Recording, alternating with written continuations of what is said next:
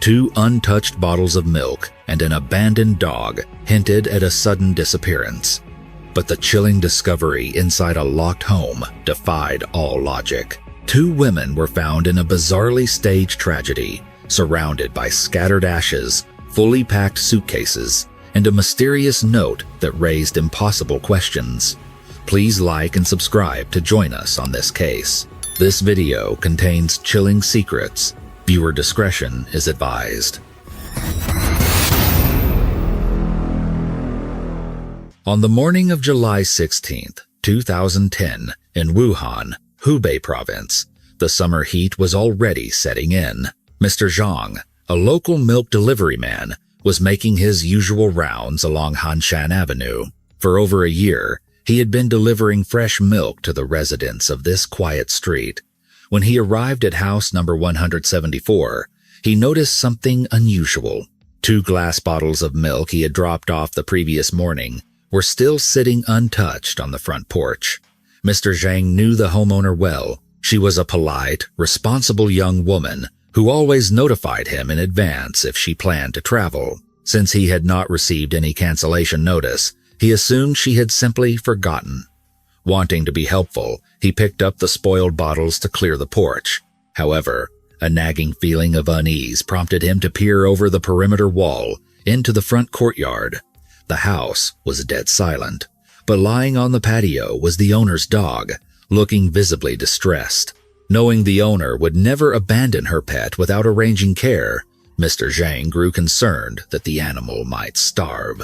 He knocked on the door of the adjacent house and spoke with the neighbor, a woman named Meiling. Meiling was surprised to hear about the untouched milk and the abandoned dog. Noting that the homeowner always said goodbye before leaving town, Meiling promised to take care of the dog and immediately tried calling her neighbor. After several calls went straight to voicemail, Meiling's unease deepened. Alarmed, she contacted the neighborhood chief, Mr. Tang Yi. Known for his deep sense of responsibility, Tang Yi hurried over to inspect the property and ultimately called the local police for assistance. When 2 patrol officers arrived, they agreed that rescuing the distressed dog was the immediate priority. Finding the front gate locked from the inside, they forced it open. They assumed they would simply retrieve the dog and leave a notice for the homeowner. Instead, the dog refused to be leashed, whining and barking frantically at the main house. Sensing that something was terribly wrong, the officers breached the front door. The scene that awaited them inside was a nightmare. Hanging from the living room ceiling, suspended by thick ropes, were the lifeless bodies of 2 young women. The officers immediately secured the premises and called for forensic investigators. The deceased were soon identified. One was 29-year-old Huo Zimai, the owner of the house. The other was her companion, 25-year-old Wang Hongli. The forensic examiner determined that both women had been dead for approximately 2 days, placing their time of death between 10 o'clock and 11 o'clock at night on July 14, 2010. There were no obvious signs of sexual assault or blunt force trauma, and the initial assumption was a tragic double suicide. However, as investigators processed the room, the physical evidence began to tell a contradictory and sinister story. First, there was the staging of the bodies. 2 chairs were positioned neatly beneath the victims, suggesting they had stepped off them to end their lives. Yet, the ropes were tied to a high ceiling beam.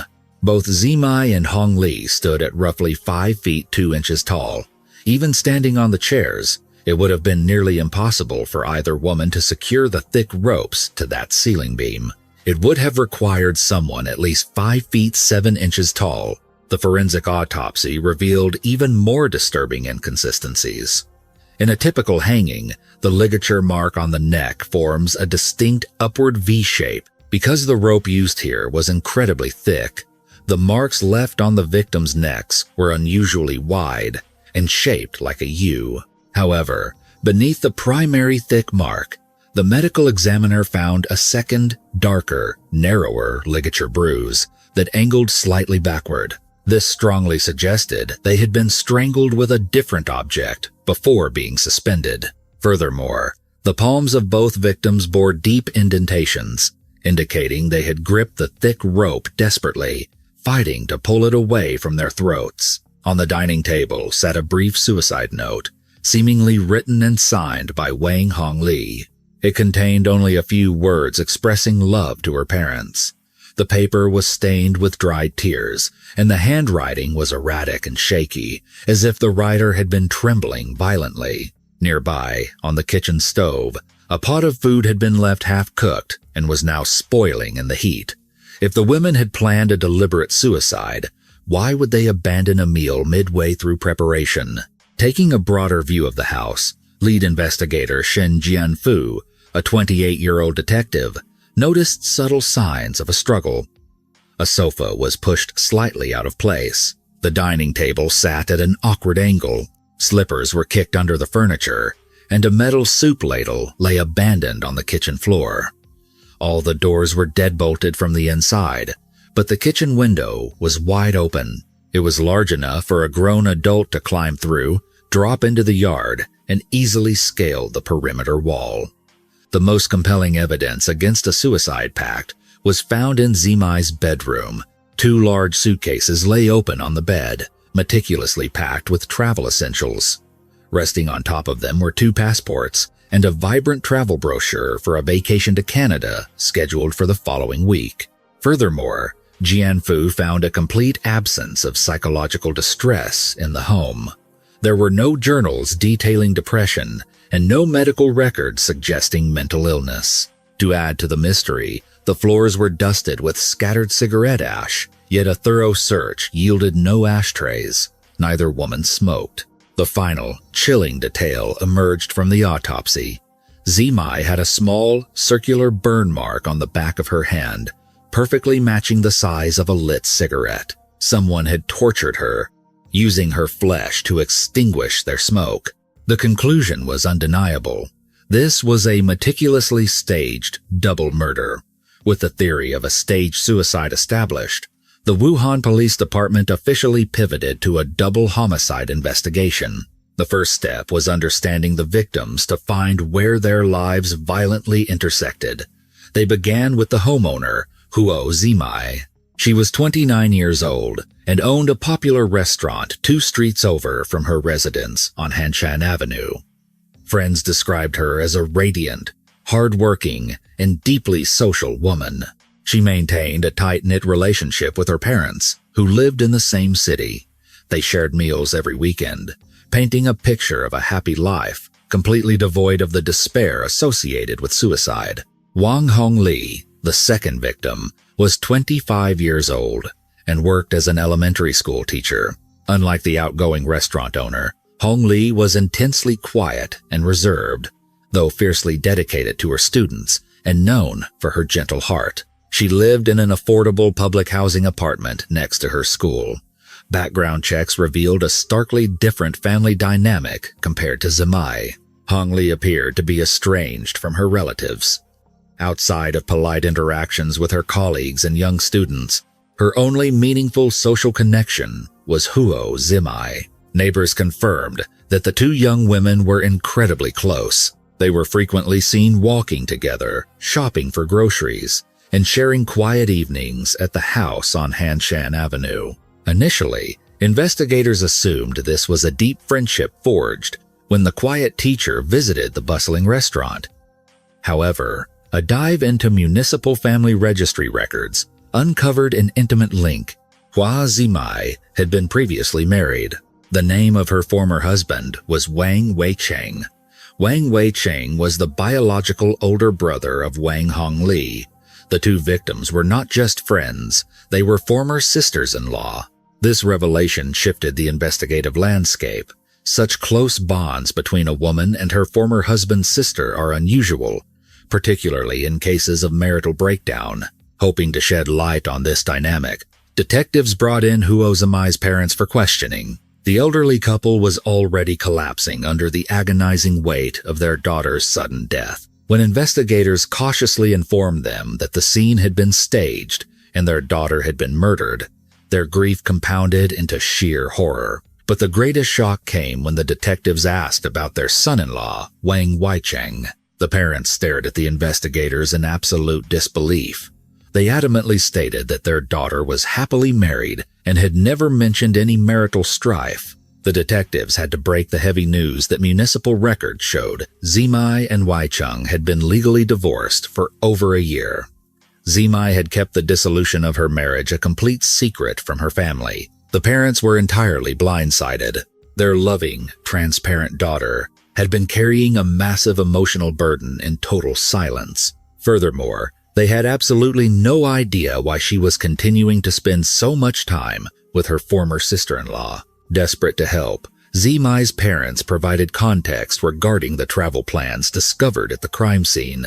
About a week before the murders, Zimai had called them, brimming with excitement. She announced she had purchased plane tickets for a family vacation to Canada. She urged her parents to pack their bags and mentioned that a special companion would be joining them. During this trip, Zimai promised to reveal a life-altering piece of news, still reeling from the revelation of the secret divorce. Her parents speculated that this grand announcement was about her relationship with Wai-Chung, perhaps a quiet reconciliation. The grieving parents also provided forensic gold to the detectives. They emphatically stated that Zimai violently detested cigarette smoke. She was highly allergic, and the mere smell made her physically ill. This confirmed Detective Jianfu's darkest theory. The scattered ash on the floor and the cruel, circular cigarette burn on Zimai's hand were undeniable proof of an intruder. The killer was a sadistic individual who smoked casually while orchestrating a brutal double murder, torturing the homeowner before ending her life. Armed with this knowledge, investigators turned their attention to Wang Hongli's parents, Mr. Wang Lin and Mrs. Li Ji. The atmosphere in the interrogation room was chillingly different. The Wangs were wealthy, owning a highly successful electronics company, and their demeanor was rigid and heavily guarded. Unlike Zimai's shattered parents, they openly acknowledged the divorce between their son and Zimai. They coldly summarized the failed marriage as a simple matter of personal incompatibility, stating that the couple had maturely agreed to part ways and live separate lives. When the conversation shifted to their deceased daughter, Hongli, the Wangs offered a narrative completely devoid of parental warmth. They claimed that shortly after Wai-Chung and Zimai divorced, Hongli had simply run away from home. She had abruptly cut off all communication, abandoning her family for well over a year. Mr. and Mrs. Wang insisted that the notification of her gruesome death was the very first time they had heard anything about her whereabouts since her sudden departure. But it was what the Wangs did not say that triggered massive internal alarms for Detective Jianfu. During the interview, investigators deliberately emphasized the fact that Zimai and Hongli had maintained an incredibly close relationship and were found dead together. The detectives watched the Wangs' faces closely. There was absolutely no shock. There was no confusion as to why their runaway daughter was living with their son's former wife. They reacted as if this highly unusual arrangement was an established fact. They attempted to dismiss the connection by repeating that they had not seen their daughter in a long time. However, to a seasoned investigator, their lack of surprise was a glaring red flag. The Wang family clearly knew exactly why Zimai and Hongli were together. They were actively hiding a dark domestic secret, a hidden truth that had likely cost two young women their lives. The deeper the investigators dug into the statements provided by the victims' families, the more glaring the inconsistencies became. The deliberate evasiveness of the Wang family prompted the police to seek out the one person standing at the very center of this twisted domestic web, Wang Wai-Chung. Following his divorce from Huo Zimai, Wai-Chung had relocated to Changsha, a major city in Hunan province, located approximately 220 miles south of Wuhan. There, he managed a lucrative branch of his family's electronics manufacturing company. Detectives made the long drive to Changsha to interview him at his private residence. When the officers arrived to collect his statement, Wai-Chung did not display a single ounce of surprise. He politely invited the investigators inside, his demeanor cool and entirely composed. Wai Chung smoothly informed the detectives that he had already received a phone call from his parents, notifying him about the tragic fate that had befallen his former wife and his younger sister. He expressed a polite, almost rehearsed sense of regret over their passing, but his words lacked any genuine emotional weight. He calmly explained that he had completely severed all contact with his ex-wife over a year ago. He claimed he had no idea where she lived or what she was doing with her life. Regarding his younger sister, Hong Li, Wai Chung stated he had not seen or checked on her since she abruptly ran away from the family home over a year prior. He painted a picture of a man utterly detached from their lives, heavily consumed by the demands of running a corporate branch office. Because of this massive workload and their prolonged estrangement, he insisted he had absolutely no insight into their mental health or any personal crises that might have driven them to such a desperate end. However, as Wai Chung spoke, the detectives noticed the exact same disturbing behavioral pattern they had observed in his parents. Just like the elder Wangs, Wai Chung never once questioned the bizarre reality that his ex-wife and his estranged sister had maintained a deep connection and were found dead in the exact same room, even if he had been pre-warned by his parents. A normal human reaction to such a bizarre scenario would involve persistent questions, profound confusion, or repeated expressions of shock. Instead, Wai Chung treated their ongoing relationship as an established, unremarkable fact. The entire Wang family clearly accepted the bond between Zimai and Hong Li as completely normal. To the seasoned detectives, this collective lack of surprise was a massive, flashing warning sign. It was officially noted in the case files as a critical anomaly. During the tense interrogation, Detective Shin Jianfu carefully observed not only Wai Chung's rehearsed answers, but also his physical mannerisms. The most prominent and unsettling habit Wai Chung displayed was his incessant chain smoking. Throughout the interview, he continuously lit cigarettes. However, he barely inhaled the smoke.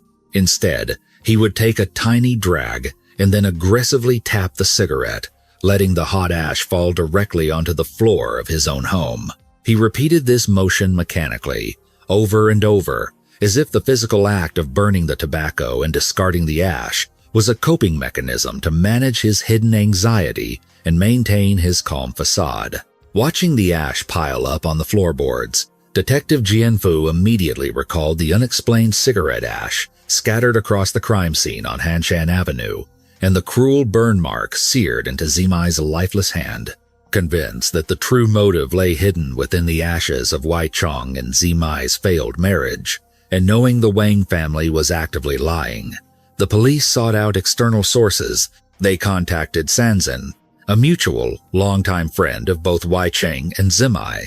When the investigative team tracked him down, Sanzhen's reaction was exactly what they had originally expected from the families. He was completely devastated and overwhelmingly confused. He was entirely oblivious to the fact that his two good friends had divorced. The news that Zimai was dead and that she had died alongside Wai Chung's younger sister left him physically shaking with shock. The detectives assumed that a close mutual friend like Sanzhen would have intimate knowledge of the couple's marital issues, but Sanzhen swore he was hearing all of this for the very first time. He explained that he had maintained regular contact with both Wai Chung and Zimai over the past year, but neither had ever mentioned a separation. They had seamlessly maintained the illusion of a happy marriage. However, Sanzhen then provided a piece of information that blew the suspect's alibi wide open. He recounted a phone conversation he had with Wai Chung roughly 1 week before the murders. During that call, Wai Chung casually mentioned he was currently working in Hunan province, living far away from his wife. Unaware of the divorce, Sanzhen cheerfully replied that he had just seen Zimai and Hong Li walking together into Zimai's new house on Hanshan Avenue. Upon hearing this, Wai Chung's tone had shifted. He immediately asked Sanzhen for the exact street address on Hanshan Avenue, claiming he could not remember the specific house number. At the time, Sanzhen found the question slightly odd. How could a husband, who had supposedly lived with his wife for years, simply forget his own home address just because he was working in another city. Still, thinking nothing malicious of it, Sanzhen laughed off the memory lapse and provided Wei Cheng with the exact address of the house. The phone call ended shortly after that exchange. Sanzhen's testimony was the definitive breakthrough the police needed. It directly contradicted Wei Cheng's carefully crafted narrative. Wei Cheng had looked the detectives directly in the eyes and stated he had absolutely no idea where his ex-wife lived. Yet, a week before she was brutally murdered, he had specifically manipulated a mutual friend into giving him her exact location. Why would a man who claimed to have moved on with his life completely fabricate a story to locate an ex-wife he supposedly did not care about? The glaring discrepancy between Sanzhen's memory and Wei Cheng's sworn statement proved that the grieving ex-husband was a calculated liar. Following an urgent briefing, the Wuhan Police Department officially shifted the entire focus of their homicide investigation directly onto Wang Weicheng. They now had a prime suspect, but they needed hard evidence to place him at the scene of the crime. With Wang Weicheng's alibi shattered by the testimony of his mutual friend, the Wuhan Police Department convened an urgent task force meeting. The glaring inconsistencies in his timeline and his deliberate lies regarding his knowledge of Huo Zimai's whereabouts officially elevated him from a person of interest to their prime suspect. However, proving he was physically present at the crime scene required more than just catching him in a lie. Investigators immediately requested security camera footage from both Changsha and Wuhan, hoping to trace Wei Cheng's movements in the days leading up to the murders. The digital dragnet began by analyzing traffic cameras and toll booth records between the two cities. The footage showed that from July 11th to the morning of July 12th, Wei Cheng maintained his normal routine, driving between his residence and his branch office in Changsha. But on the evening of July 12th, the pattern broke. Instead of heading home, Wei Cheng steered his vehicle onto the northbound highway, driving directly toward Wuhan. The journey took between 4 and 5 hours. According to the surveillance network, Wei Cheng arrived in Wuhan late into the night on July 13th. He drove to the opulent home of his parents, Mr. Wang Lin and Mrs. Li Ji, and stayed there for the night. The critical window of the investigation focused on the afternoon of July 14th, the exact day forensic experts determined Huo Zimai and Wang Hongli were murdered. Security cameras captured Wei Cheng leaving his parents' estate. He was dressed neatly in a crisp white button-down shirt and tailored dress pants, carrying a distinct black backpack over his shoulder. Investigators tracked his movements through the city streets until he entered a bustling public train station. The cameras clearly recorded him walking into a heavily trafficked public restroom. Detectives scrutinized the footage, expecting him to emerge moments later. They watched for hours, but the man in the white shirt and dress pants never walked out. Baffled, the investigative team rewound the tape dozens of times, meticulously analyzing every single person who exited that specific restroom. Finally, they spotted an anomaly. A man wearing a baggy athletic tracksuit with a hood pulled tightly over his head walked out of the facility. This hooded figure had never been recorded entering the restroom. More importantly, slung over the shoulder of the hooded man was the exact same distinct black backpack Wei Cheng had been carrying all day. By analyzing the stranger's height, build, and distinctive gait, the police concluded they were looking at Wang Weicheng. For some calculated reason, Weicheng had slipped into a public restroom to completely change his outfit and conceal his identity under a heavy hood. This deliberate act of subterfuge proved he was actively trying to evade surveillance and sever his digital trail. The hooded figure then exited the station and began moving decisively toward Hanshan Avenue, closing in on the neighborhood where his ex-wife lived. Unfortunately, as he approached the final intersection leading to Zimai Street, the trail went cold. The security cameras in that specific residential sector had been broken for several weeks and were never repaired. Although they lost visual confirmation, the detectives now knew beyond a reasonable doubt that Wei Cheng's final destination was house number 174. While the security footage provided a compelling circumstantial timeline, it was not enough to secure a murder conviction. The police still lacked the core element of the crime, a motive.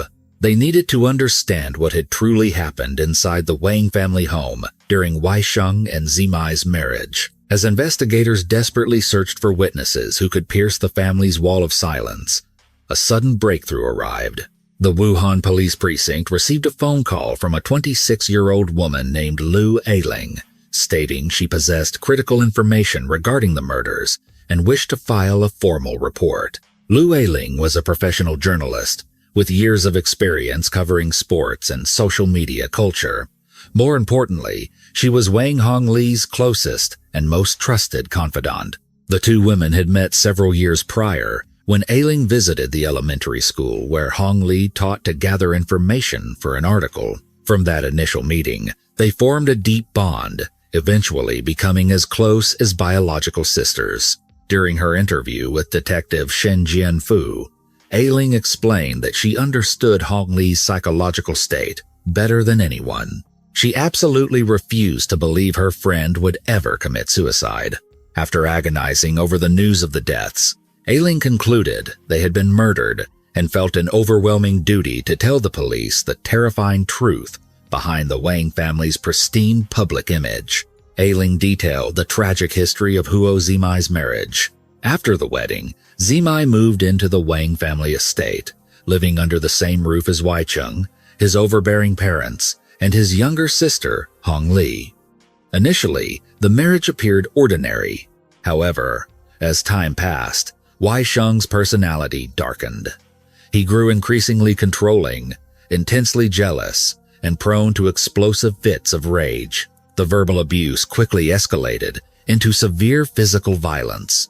Zimai found herself trapped in a living nightmare, constantly battered and entirely isolated by her husband. Because they lived in the same house, Wang Hongli bore witness to the horrific abuse her sister-in-law endured.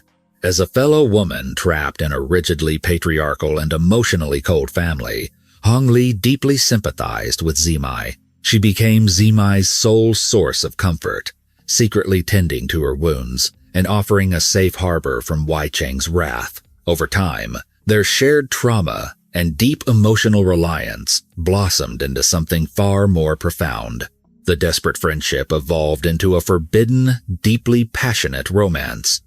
Zimai and Hongli fell entirely in love, finding the tenderness in each other that the rest of the world had denied them. For months, they managed to keep their illicit relationship a secret, communicating their affection through hidden text messages. But their fragile sanctuary was shattered the day Weicheng scrolled through Zimai's phone and discovered the undeniable truth. The revelation that his wife was having an affair with his own biological sister completely fractured his ego. His physical abuse escalated to a terrifying, lethal level. Fearing for her life, Zimai finally found the courage to file for a divorce and flee the Wang estate. Shortly after, unable to bear the relentless shame and verbal degradation from her parents, Hongli also packed her bags and abandoned her family forever. Ailing provided the detectives with a trove of evidence, handing over saved text messages between the two women and heartbreaking photographs documenting the severe bruising Weicheng had inflicted on Zimai's body. She described Weicheng as a deeply disturbed, sadistic monster hiding behind a facade of corporate respectability, insisting he possessed both the psychological cruelty and the overwhelming motive to execute his former wife and his sister. Ailing's explosive testimony finally provided the missing puzzle pieces, explaining the secret divorce, the estranged sister, and the bizarrely casual reaction of the Wang parents.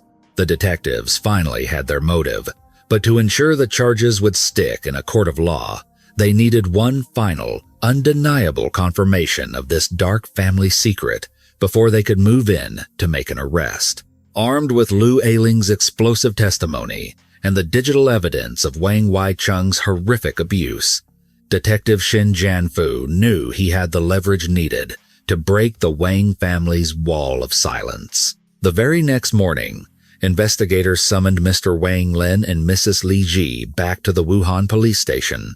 This time, there was no room for their practiced evasion. Detectives laid out the brutal truth, presenting the photographs of Huo Zimai's battered body and the heartbreaking text messages detailing her desperate love affair with their runaway daughter, Wang Hongli. Confronted with the undeniable reality of their son's monstrous behavior, the elderly couple's cold facade finally crumbled.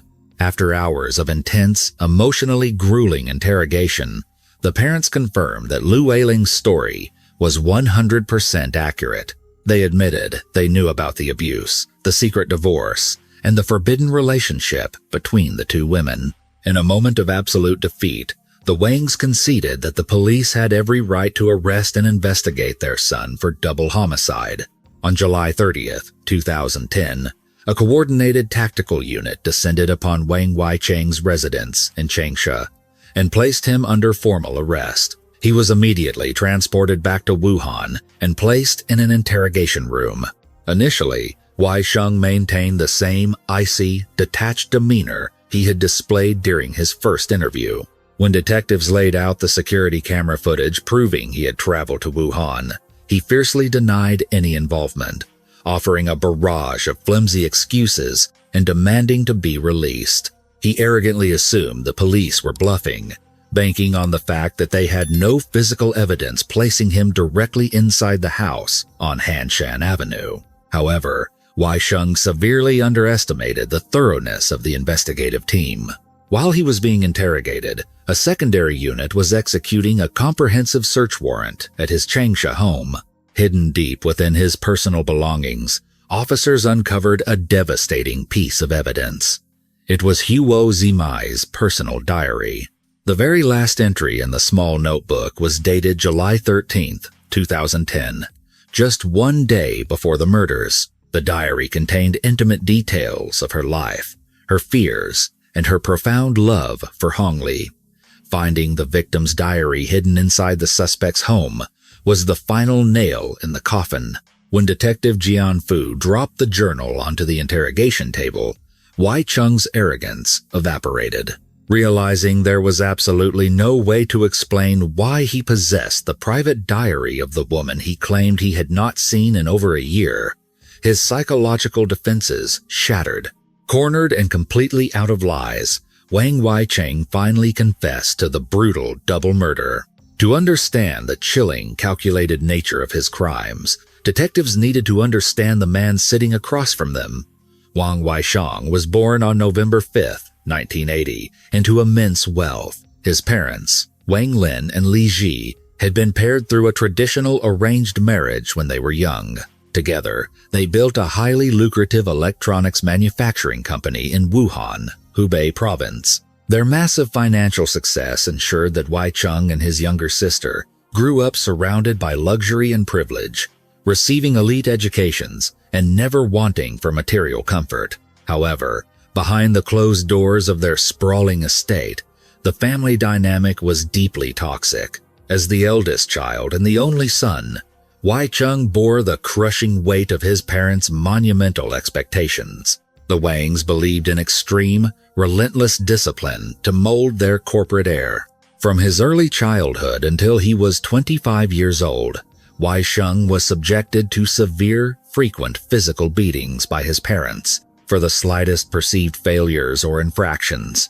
Enduring decades of corporal punishment completely eroded his capacity for familial love or empathy. He grew into a rigidly cold, emotionally stunted, and profoundly bitter man. Furthermore, he developed a deep-seated, toxic jealousy toward his younger sister, Hongli. Because she was a girl and not the primary heir to the corporate empire, she was spared the violent discipline that defined Wei Sheng's existence. He viewed her not as a sibling to be protected, but as a privileged rival who lived a life of relative peace while he suffered. At the age of 25, the emotionally damaged heir met Huo Zimai. Her warmth and vibrant personality temporarily pierced his dark exterior. He fell deeply in love, and after a brief courtship, he proposed. They married when he was 29 years old. Wai Sheng genuinely believed that possessing Zimai would be his ultimate salvation, a chance to build the happy family he had always been denied. But his deeply ingrained trauma and violent tendencies quickly surfaced, turning the marriage into a brutal dictatorship when he discovered that the one woman he truly loved had found solace and romance in the arms of the sister he fiercely resented. It was the ultimate betrayal. He felt utterly humiliated. His sister had always been the greatest disruption in his life, and now she had stolen his wife. During his detailed confession, Wai Chang admitted that he had not initially planned to kill them. Even after the divorce, he had tried to bury his rage in his work in Changsha. The deadly catalyst occurred approximately 1 week before the murders, during that fateful phone call with his mutual friend, Sanzhen. Hearing Sanzhen casually mention that he had just seen Zimai and Hong Li happily walking together into Zimai's new home triggered a catastrophic psychological break. Wai Sheng stated that an overwhelming wave of demonic jealousy, hatred, and wounded pride completely consumed him. In that split second, he made the decision to annihilate them both. Using his corporate acumen, he immediately formulated a tactical plan. He manipulated Sanzhen into revealing Zimai's exact address on Hanshan Avenue by pretending he had forgotten it due to his intense work schedule. With the target location secured, Wai Sheng began meticulously drafting his plot to travel to Wuhan, execute the 2 women who had shamed him, and stage the gruesome scene as a tragic double suicide to escape justice. Wai Cheng's detailed confession painted a horrifying, moment-by-moment picture of the atrocity he committed on the afternoon of July 14, 2010. His actions were not driven by sudden, uncontrollable passion, but by cold, calculated malice. Before leaving his home in Changsha, he meticulously packed his dark backpack, ensuring he possessed the thick, heavy-duty rope necessary to execute his sinister plan. He thoroughly studied the regional train schedules and the security camera blind spots between the 2 cities. The wardrobe change at the public transit station was a highly tactical maneuver by a man who treated domestic homicide like a corporate hostile takeover. He knew the digital eyes of the city were always watching, and he needed to become an untraceable phantom before stepping foot onto Hanshan Avenue. Walking through the sweltering heat of the summer afternoon, he moved with a chilling sense of purpose. He arrived at house number 174, the sanctuary where his ex-wife and his estranged sister were building a peaceful life entirely free of his abuse. He approached the front gate. Instead of breaking a window or forcing a lock, he brazenly rang the doorbell, relying on the sheer audacity of his sudden presence to paralyze his victims. Inside the house, Huo Zimai was likely expecting a friendly neighbor or her regular milk delivery man. She unlocked the heavy front door and pulled it open. Standing on her porch was the monster she had risked everything to escape. Wai Cheng stated in his confession that Zimai's eyes widened in absolute terror and profound confusion. Before she could form a complete sentence to ask why he was there or scream for the neighbors, he lunged forward with devastating speed and brute force. He had already prepared the thick rope, gripping it tightly in his hands before she even opened the door. In one swift, violent motion, he threw the heavy ligature over her head and yanked it tight across her throat from behind. He used his entire body weight to subdue her, dragging her backward. Zimai fought desperately for her life. The agonizing, violent struggle explained the deep, dark indentations the medical examiner later found carved into the palms of her hands. She frantically clawed at the thick rope, biting deeply into her neck, desperately trying to pull it away and draw a single breath. But Wai Sheng's grip was fueled by a year of festering rage and venomous jealousy. He held the ligature tight until her struggling completely ceased, and she collapsed dead on the patio stones. Wai Cheng's confession revealed a deeply chilling aspect of his psychology. As he stared down at Zimai, he did not see the woman he had once vowed to cherish. He saw an object of betrayal that he had successfully neutralized. Callously, he grabbed her lifeless body and dragged her across the threshold, pulling her deep into the living room. The noise of the struggle and the heavy dragging sound echoed through the quiet house, reaching the kitchen. There, Wang Hongli was standing at the stove, quietly preparing a warm dinner for the woman she deeply loved. Hearing the unnatural commotion, she stepped cautiously out of the kitchen to investigate. Nothing could have prepared Hong Li for the waking nightmare unfolding in her living room. Standing over the motionless body of her beloved Zimai was her estranged, highly abusive older brother. The psychological shock was utterly paralyzing. Before Hong Li could scream for help or run toward the open kitchen window to escape, Wei Cheng drew a sharp, gleaming knife from his pocket and pointed the blade directly at Zimai's throat. Playing a sickening psychological game, Wei Cheng hissed a lethal threat. He told his younger sister that Zimai was merely unconscious. He promised that if Hong Li made a single sound, tried to run, or refused to obey his exact commands, he would instantly slit Zimai's throat and bleed her out right there on the living room floor. Driven by a desperate, blinding love for Zimai, Hong Li completely surrendered. She truly believed she was trading her total compliance for Zimai's survival. She obeyed her brother's every terrifying order, completely unaware that the woman she was desperately trying to save was already gone. Keeping the heavy knife aimed at the lifeless body, Wei Cheng ordered his sister to sit quietly at the dining room table. He placed a blank piece of paper and a pen directly in front of her. He dictated the exact words she was to write, forcing her to craft the brief, agonizing suicide note addressed to their parents. Hong Li was entirely consumed by fear and sheer panic. As she held the pen, her hands trembled so violently that her normally neat handwriting devolved into erratic, jagged scribbles. Hot tears streamed down her face, falling heavily onto the paper and blurring the ink, leaving behind the tragic stains that the forensics team would later discover. She managed to write the final words, expressing love to the parents who had ultimately failed to protect her from the monster standing over her shoulder. The moment the pen stopped moving, Wei Cheng discarded the knife. He swiftly retrieved the very same thick rope he had just used to murder his ex-wife. Approaching his terrified younger sister from behind, he wrapped the heavy cord around her neck. He pulled with the same ruthless, mechanical efficiency, strangling his own flesh and blood until she slumped forward over the dining table, dead beside the tear-stained suicide note. With both Huo Zimai and Wang Hongli dead on the floor of house number 174 on Henshan Avenue, Wang Weicheng transitioned seamlessly from a violent murderer into a cold, calculating stage director. His recorded confession provided investigators with the horrific details of how he constructed the elaborate illusion of a double suicide. The physical exertion required to suspend two adult bodies from a high ceiling beam was immense, requiring brute strength and mechanical leverage.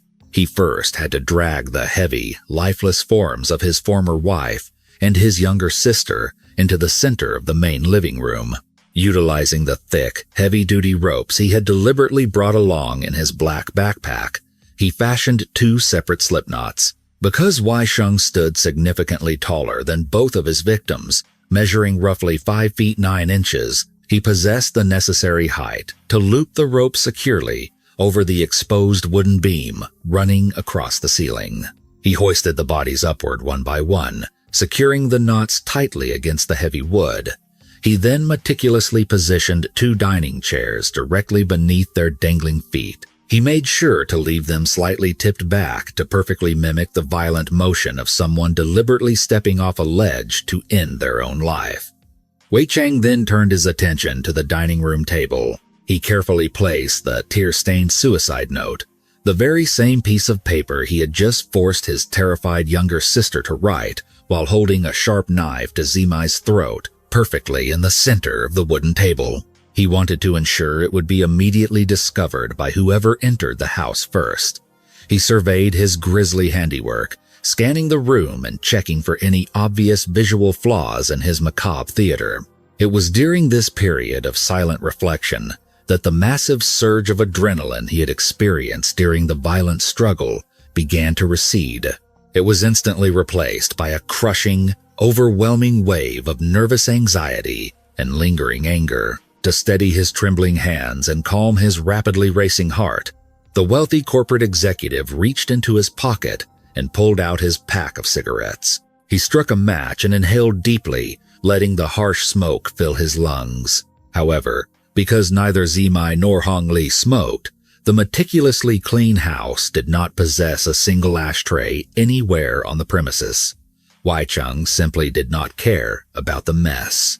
As he paced back and forth across the living room and the kitchen, analyzing the crime scene from multiple angles to ensure it looked convincing, he carelessly flicked the hot ashes directly onto the pristine floorboards. He smoked chain after chain, lighting one cigarette off the dying ember of the previous one.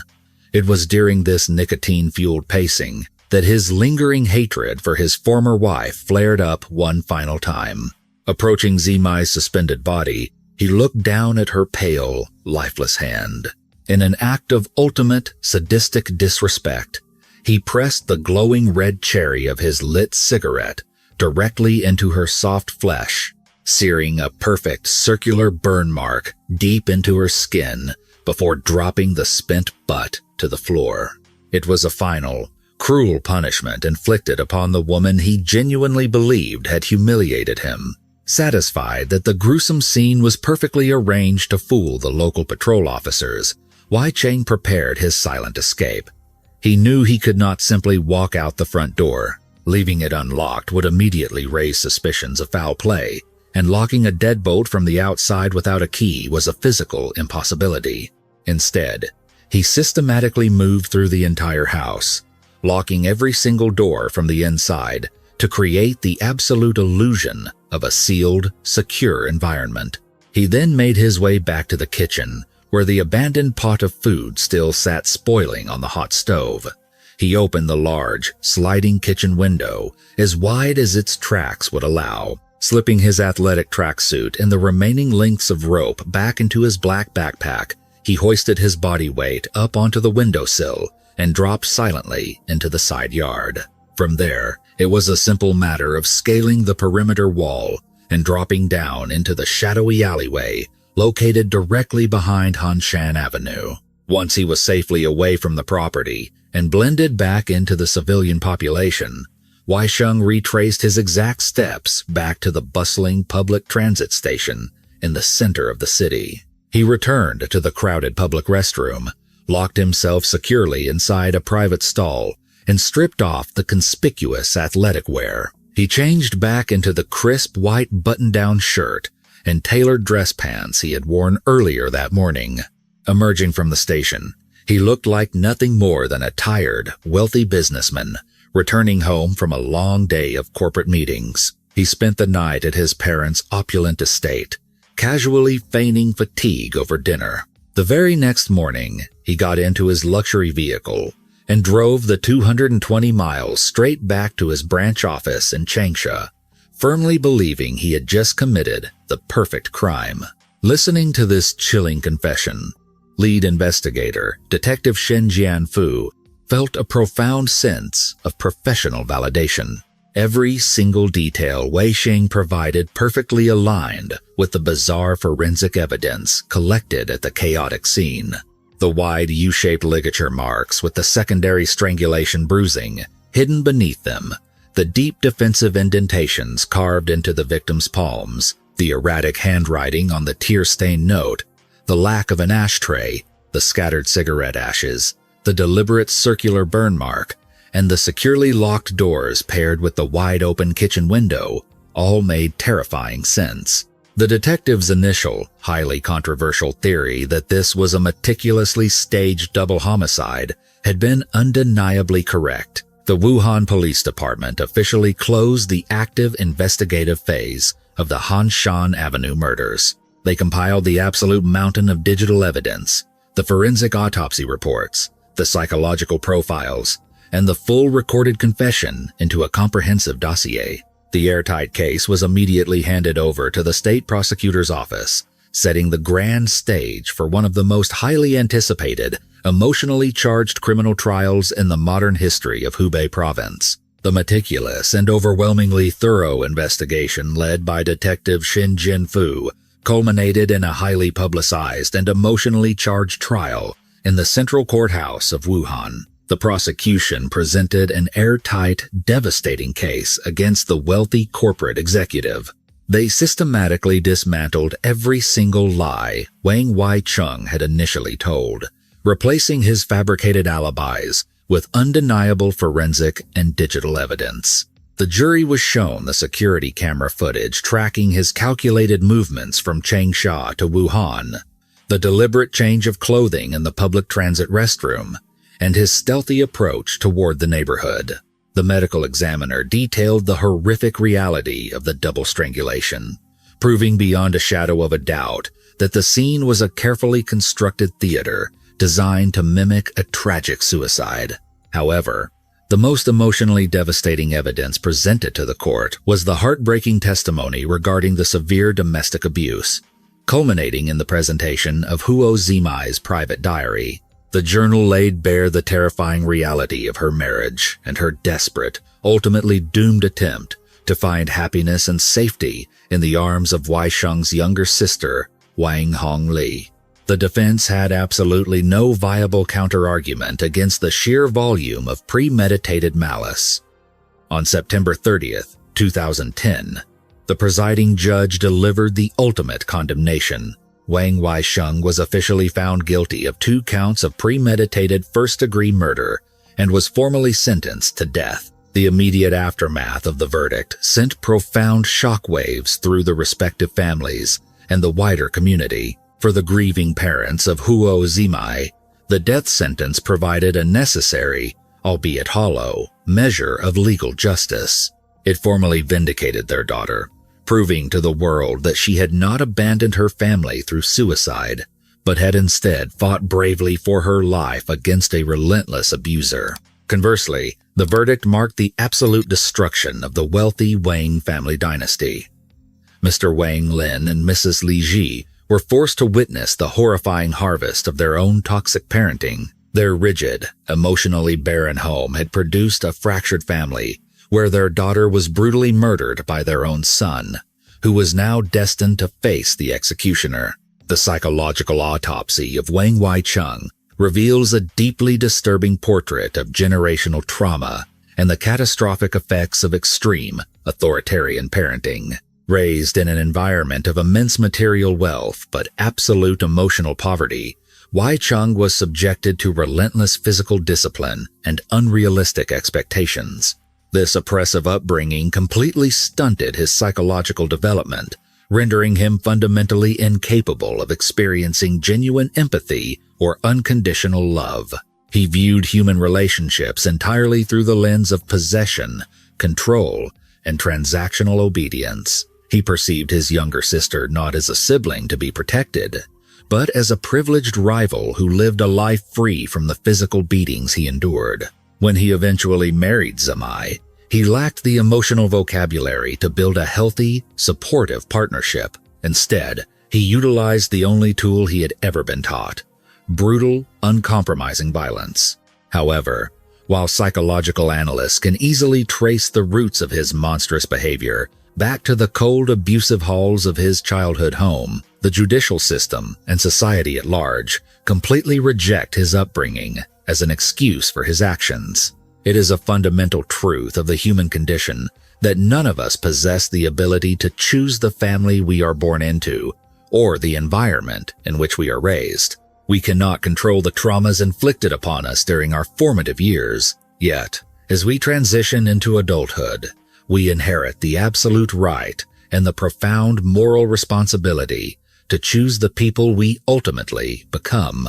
Wang Wai-chung was a highly educated, fiercely intelligent, and financially independent adult. He was fully aware of the distinct difference between right and wrong. He possessed every resource necessary to break the cycle of violence, seek psychological counseling, or simply walk away from a failed marriage. Instead, he actively and consciously chose to become a ruthless, calculated killer. He allowed his toxic jealousy, his fragile ego, and his dark, negative emotions to entirely dictate his actions.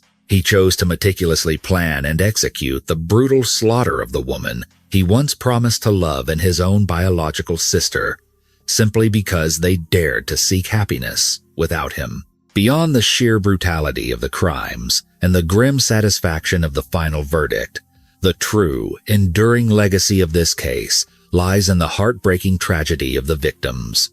Huo Zimai and Wang Hongli were two incredibly resilient women trapped in a suffocating web of patriarchal control and domestic terror.